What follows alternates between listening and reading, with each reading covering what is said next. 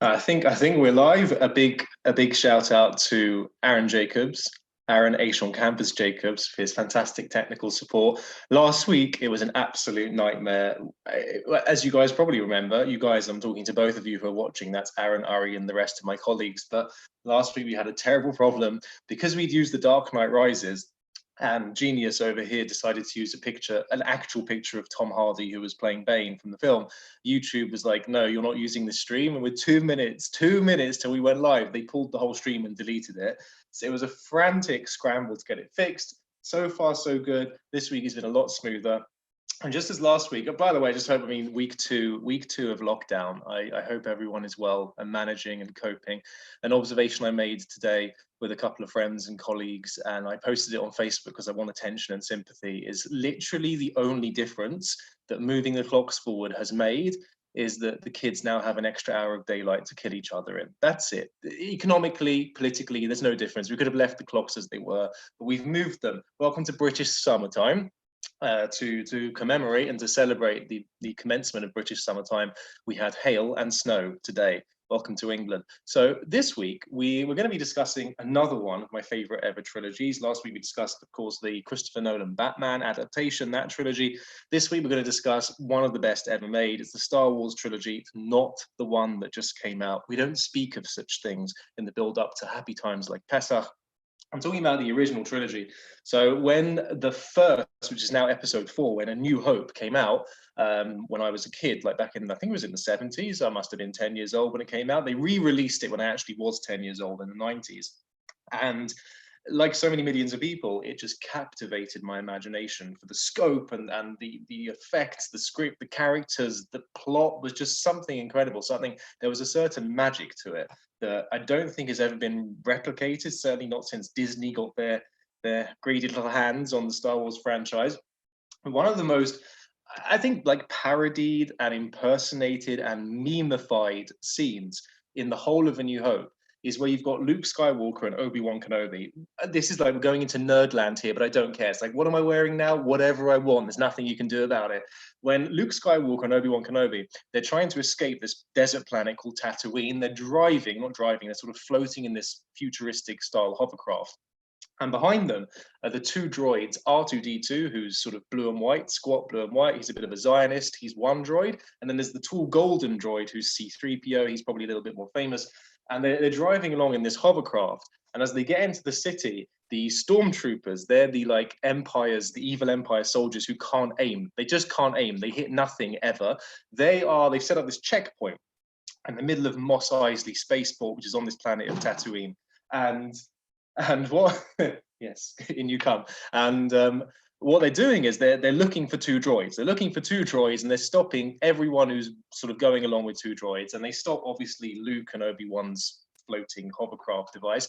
And Luke is panicking. He's thinking, okay, we're rumbled. We're busted. This is it. They've caught us. The game's over. The film's barely begun.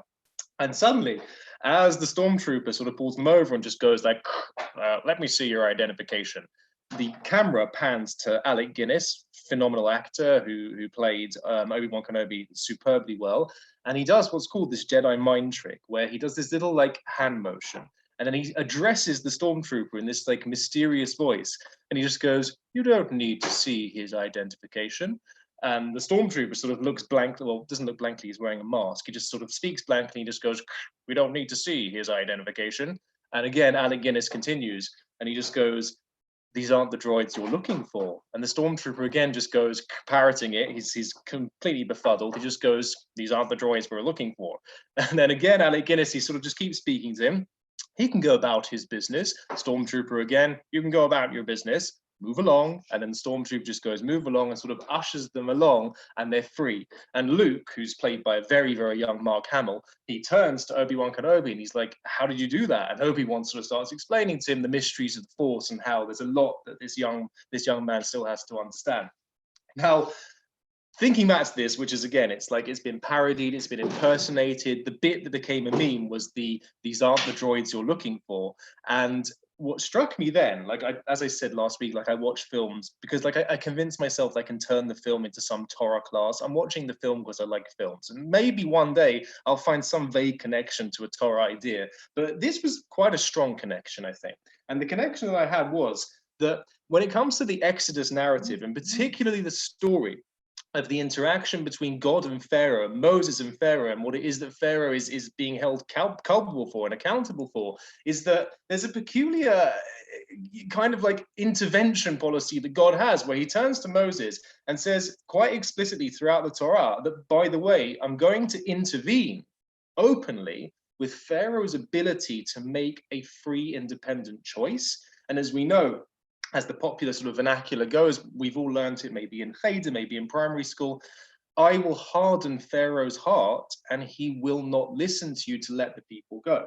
So we're all familiar with this, and it's a pretty well-known question. When you think about it, when God turns around and says, I'm going to harden Pharaoh's heart and he won't let you go, he won't listen to you, it raises a pretty major theological and philosophical dilemma, which is really simply, how can God hold Pharaoh accountable for what he's doing if God himself seems to be contravening like one of the basic tenets of any monotheistic faith, and certainly Judaism, that we believe?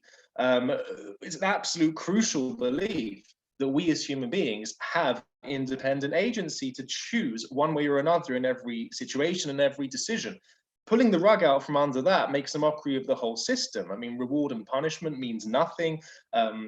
Cause and effect means even less. Action, reaction, action and consequence, it all amounts to absolutely nothing if God is kind of intervening and turning us into puppets where we're not able to actually make an independent decision on our own. So this philosophical question is one that's discussed at length by a number of commentaries. And what struck me is like, you know, Moses walks into the throne. By the way, just to intervene, like this is real geek territory here, stay with me, but a massive wasted opportunity. Moses, as we're told in the Exodus narrative in Shemot, Moses grew up in Pharaoh's palace, right? He was raised, Pharaoh's daughter, the princess, there it is, the princess, found him in the River Nile, brought him back to the palace, and then raises him in the palace. And Pharaoh basically brings Moses up as one of his own children, one of his own family, his grandchild almost. So total missed opportunity. Moses is standing there in the throne room, and Pharaoh's like, okay, who sent you to me? And Moses is like, God. And then Pharaoh just goes like, and who is your father?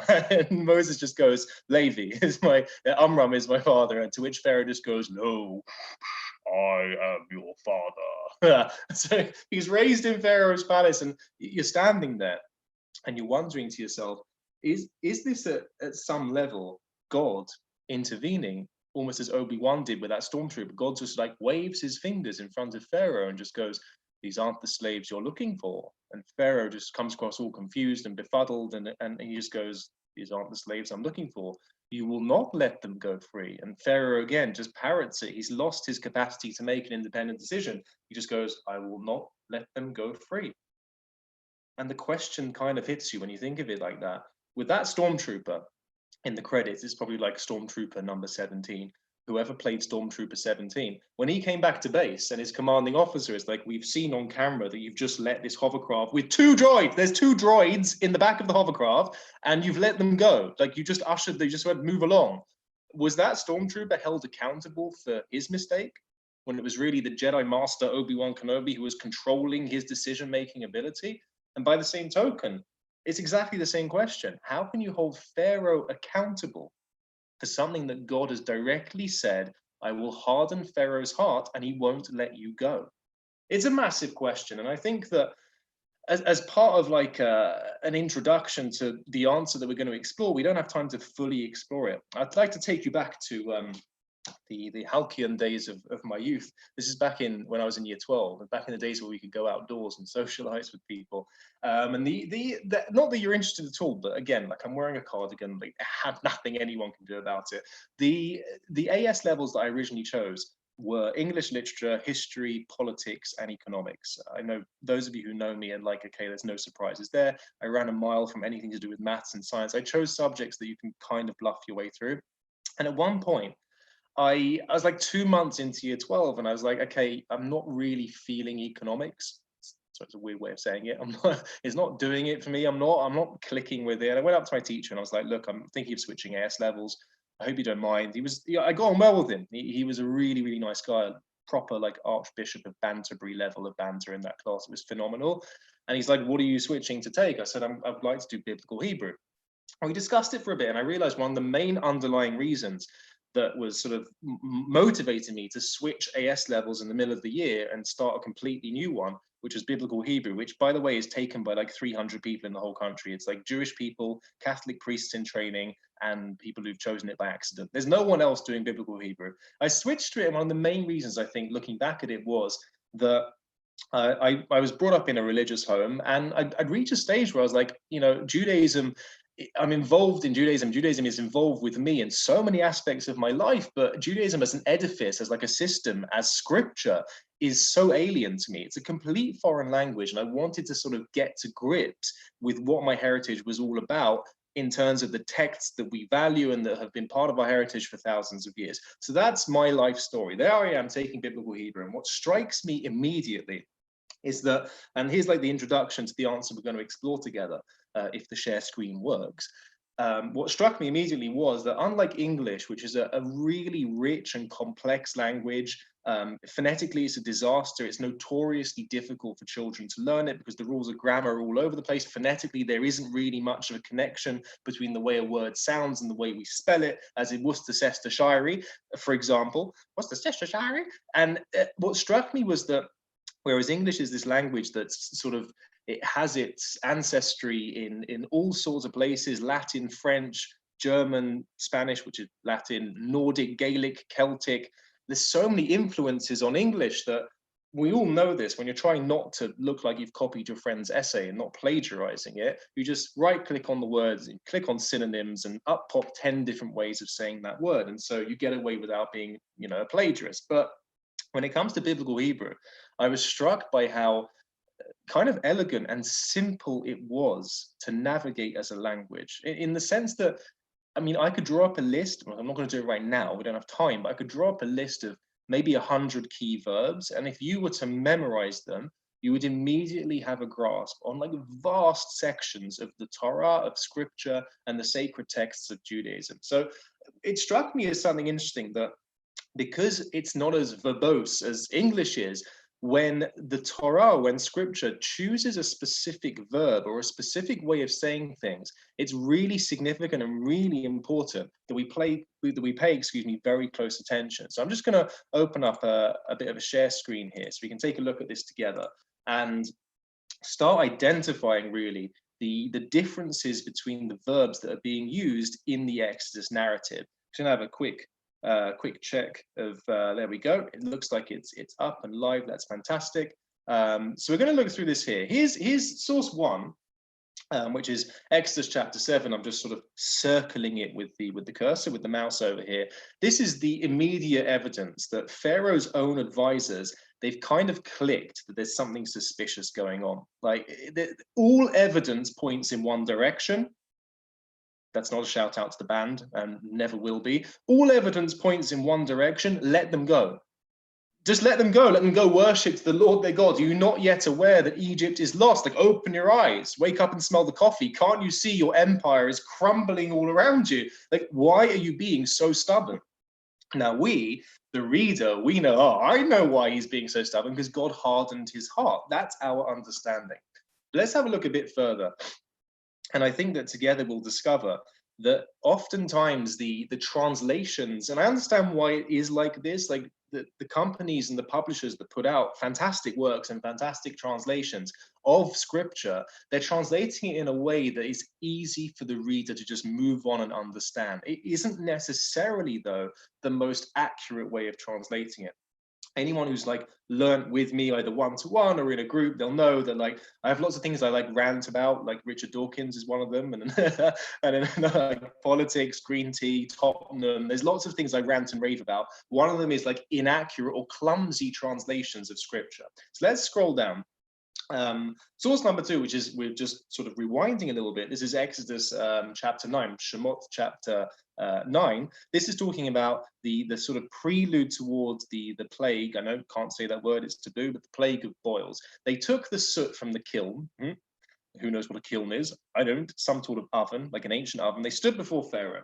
This is Moses and Aaron. Moses threw it toward the sky, and it caused this inflammation breaking out in boils on humans and animals. Now, Pharaoh's magicians, who until now have either been able to replicate the plagues or at least protect themselves from them, at this point, when it comes to the plague of boils, they are unable to confront Moses. They're embarrassed to stand there in front of him because the information had afflicted them as well as all the other Egyptians. Now, let's have a pause here and look at the final verse of this section, which says, verse 12, got the cursor just next to it, but God strengthened Pharaoh's heart, and so he did not listen to them, just as God had told Moses. Now, you'll notice very specifically, and I'm going to try, I don't know if this is going to work.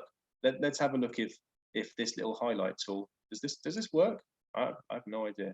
I don't think that worked, but there we go. There we go.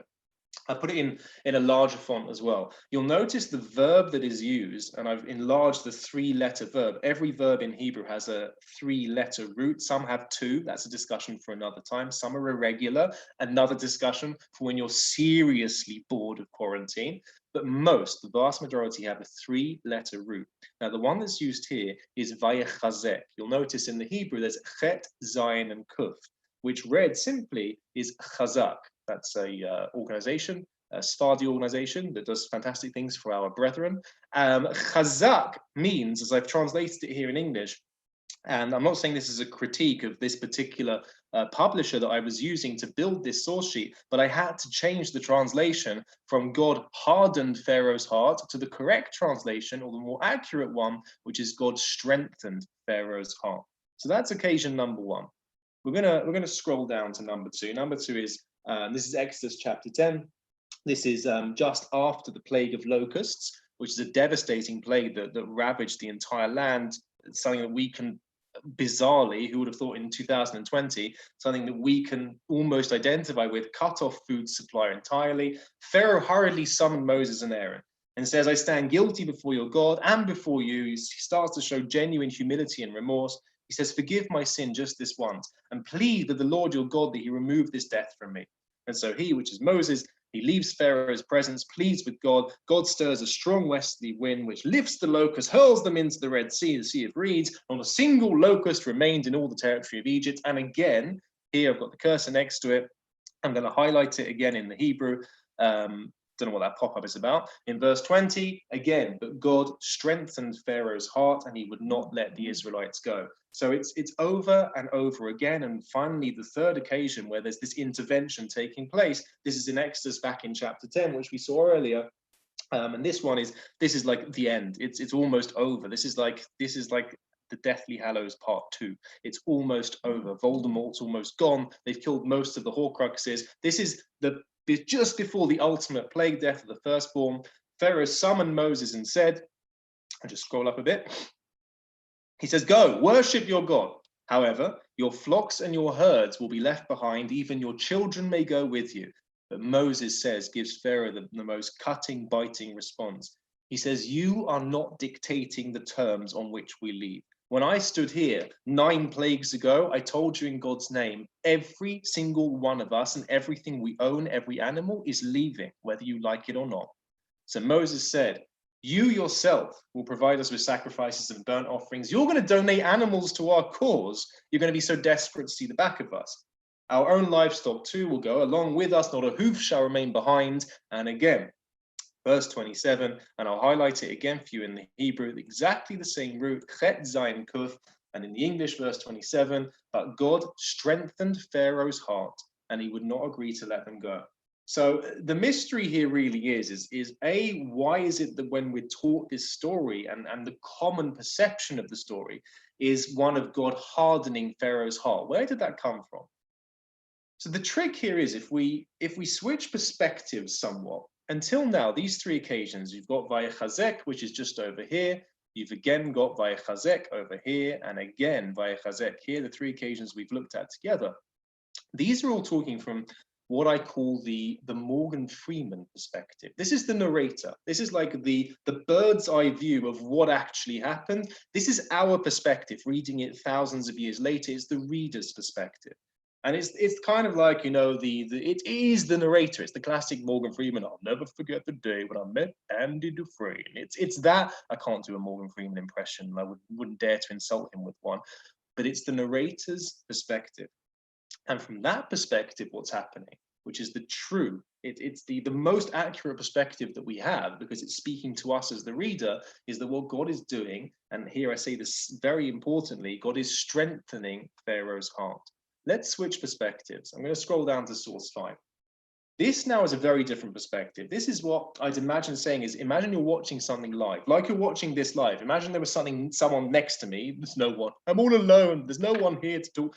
My family are here, and I have been talking to them, and I have been interacting with my children. Now imagine there's someone sitting next to me, and you're watching the conversation between us. It's difficult for you to really get a close and defined grasp on what's actually happening in this dialogue. So verse 5 says as follows. This is now God explaining to Moses, this is what you are going to see when you're watching live in Pharaoh's throne room.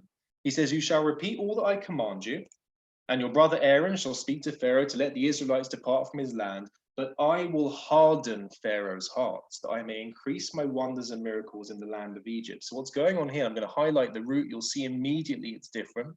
Whereas above, in the 3 examples from the Morgan Freeman perspective of what actually happened, the root that's used is chazak, meaning strengthen.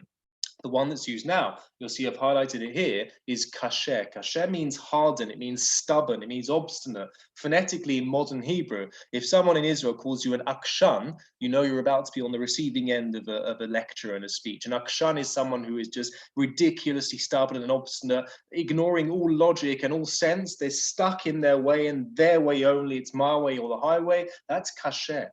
Kasher is hardening Pharaoh's heart, not strengthening.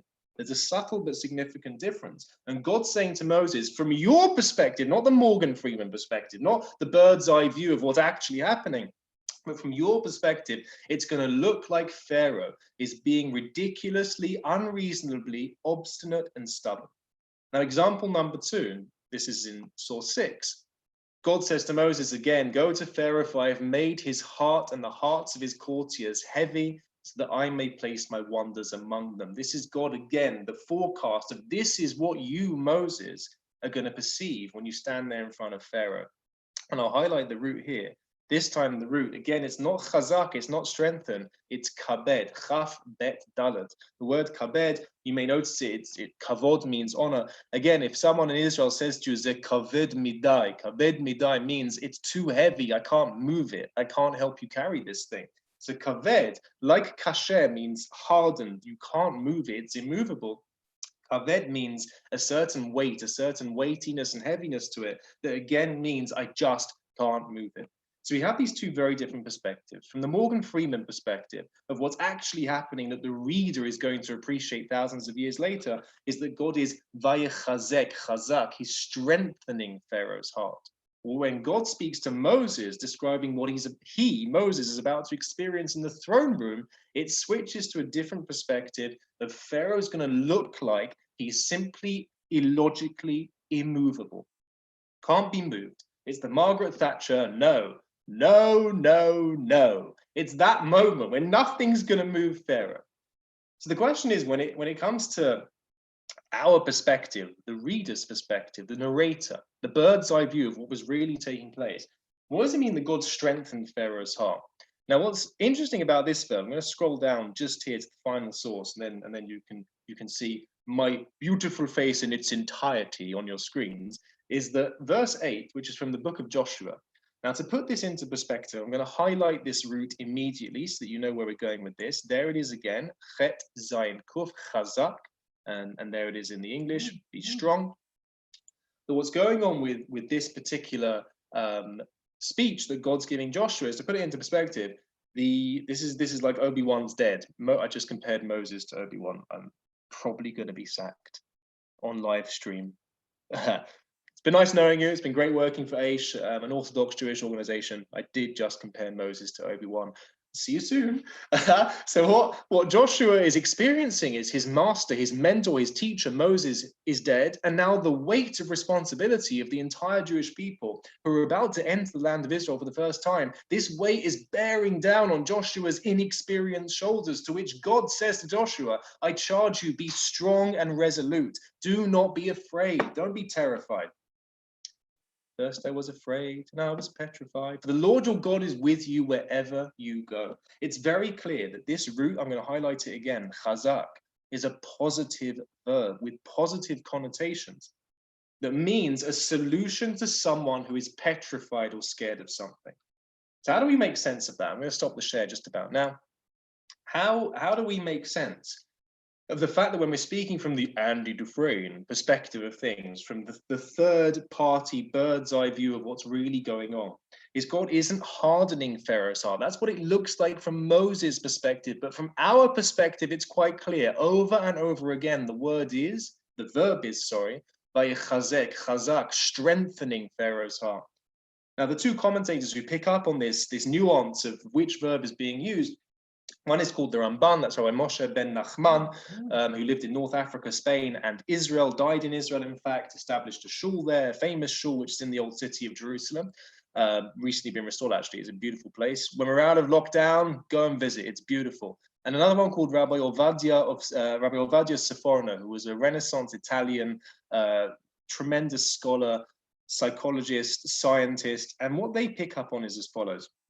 They give the following analogy, and this is an analogy that I think is so apt and so apropos for the times that we're living in now, because I don't know if you're following the news. It's a bit depressing to follow it, but there was a story recently that, God bless him, but Mike Ashley, the CEO of Sports Direct, he made the executive decision unilaterally that his chain of stores were supplying essential goods and therefore he's keeping them open and thereby putting his workers and customers on the production lines, the warehouse, shop floor, putting them all at risk of catching this infection. But he's decided it's essential. It's an essential necessity to have. And Michael Gove gets up and he's like, Reebok classics are not essential items. Certainly not since they cancelled the Jeremy Kyle show. Who's wearing them anymore? No one. So no one needs them. Close your shops. So Ashley closes his shops. And what we're seeing now is we're living in a time where the ends and the means to that ends don't necessarily add up and don't match up with each other. Here's the Ramban Nachmanides. He says as follows. Why is it that it's okay and fair theologically and philosophically, as we've asked, like why is it okay that God's intervening with Pharaoh's ability to make a free choice? Nachmanides says God is not forcing Pharaoh to make a decision one way or the other. What he's doing is the following. Imagine you're walking down the street, literally, imagine you're walking down the street. Just imagine for a second that you're out the house, you're walking down the street, and you see an elderly person struggling with some heavy shopping. It's something that's probably happened to most of us at some point in our lives. And what happens immediately is that you're struck by a number of paths in front of you. There are a number of choices I can make. Well, there's actually really two. There's yes, I'm going to help her, or no, I'm not. The problem is, and this is what Nachmanides picks up on, is that if I decide I'm going to help that elderly person, what's the motivating factor behind that decision? Now, off the top of my head, I'm just thinking right now, it could be one of three things. It could be that I'm kind of hopeful that when I get back to the house and I drop the shopping off, there'll be some sort of financial reward. Maybe she'll, hand me a £10 note, maybe a £20 note if I'm lucky. I may be doing the right thing, but for the wrong reason. And one example of that reason is simply the fact that I might get financial reward as a result of my good deed. Another one could be that I'm in a public place and there could be people around who know me. And again, I'll make the right decision, but for the wrong reason. I just want to impress people, the bystanders who are watching me help this elderly lady. And then there's a third option. And that third option is the right decision for the right reason, which is simply, I'll help her because it's the right thing to do. That's it. Not because I want to be rewarded, not because I want to impress people. It's simply the right thing to do. That's the analogy that the commentaries give. L'chaim, and it's water, or is it? And applying this analogy, we can take this a step further. Because when Moses stands there in front of Pharaoh, and the plagues are happening all around him, and his empire, his grasp on power is crumbling in front of him, the natural reaction is, of course, that Pharaoh's going to say, I'll let you go. The problem is, Nachmanides explains, Pharaoh's going to make the right decision, but for the wrong reason entirely. And the means will not justify or match up to or link to the ends. You see, there's a number of motives that Pharaoh could be following. Again, off the top of my head, he'll say, I'll let your people go because he's petrified of losing power. We discussed last week how the pharaohs of antiquity, of ancient Egypt, they styled themselves as gods, as deities. And Pharaoh's petrified that this illusion, that he's built himself up to be this god, is crumbling as he speaks. And because of that fear, and that fear alone, he's going to let the Jewish people go, the slaves and the wiser slave body go. There could be another motive, which is that he's petrified of the plagues. He's actually scared that he or his family, the royal family of Egypt, they might not get off scot-free. They might not escape. It's been one of the most eye-opening in a horribly painful way. One of the most eye-opening things about this whole coronavirus situation is it just doesn't discriminate. The powerful, the rich and powerful members of society, they're just as vulnerable and susceptible as everyone else. It doesn't recognize differences or borders. It respects nothing. And so it could be, again, Pharaoh makes the right decision, but for the wrong reason. He's only letting the slaves go because he's petrified the plague is going to catch up with him and his family. And then says Nachmanides, there's a third and final option. And it's this option that we want to home in on. He'll make the right decision for the right reason. I'm going to let you go because it's the right thing to do. And that's it. And so Nachmanides explains that what God's really doing is going back to our analogy. Imagine for a second, you're standing there on the street and you're watching this elderly lady struggle with the heavy shopping. And you've got those three options in front of you. Option A is, yeah, I'll help her because I'm hopeful for some sort of financial reward. Option B is, yeah, I'll help her because I want to impress the people who are watching me do it. And an option 3 is, I'll help her because it's the right thing to do. Imagine for a second that the first two options, my emotions that are motivating me towards those first two options, imagine they get switched off, almost like turning off inhibitors. Imagine that they get switched off and all I'm left with is a simple binary choice. Either I help her because it's the right thing to do, or I don't. That's it. There's no other motivating factor to talk about. There's no other means to an ends. It's one means to one ends or nothing. That's all I'm left with. And that's exactly what's going on here.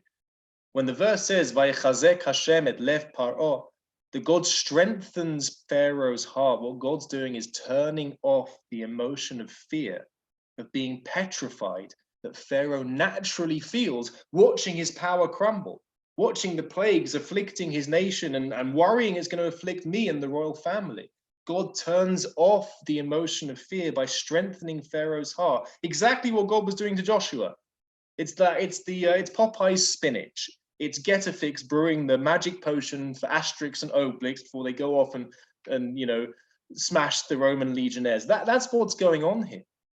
God is strengthening Pharaoh's heart so that he doesn't make the right decision for the wrong reason. And all he's left with, he's not scared of the plagues and he's not scared of losing power. All Pharaoh's left with, says Nachmanides, is what is without question the ability to make a free, independent choice, but it's only between two options. It's a binary choice. Option A, I let them go because it's the right thing to do, and that's it. Or I don't let them go because I don't care. That's what he's left with. And therefore, when Pharaoh makes the decision to say, you know what, I've changed my mind, I'm not letting you go, Pharaoh's made a decision that I'm ignoring the fact, and he makes this decision with absolute agency. I'm ignoring the fact that it's the right thing to do. I just don't care. It's not so much a case of God hardening Pharaoh's heart. It's a case of Pharaoh, through years of tyranny, malice, and cruelty, he's poisoned his own heart to the extent that when God turns off the inhibition of fear, when God turns off the emotion of fear, there's no love left. There's nothing. There's no justice. There's no fairness. There's nothing left in Pharaoh's heart because he's the one who's killed it.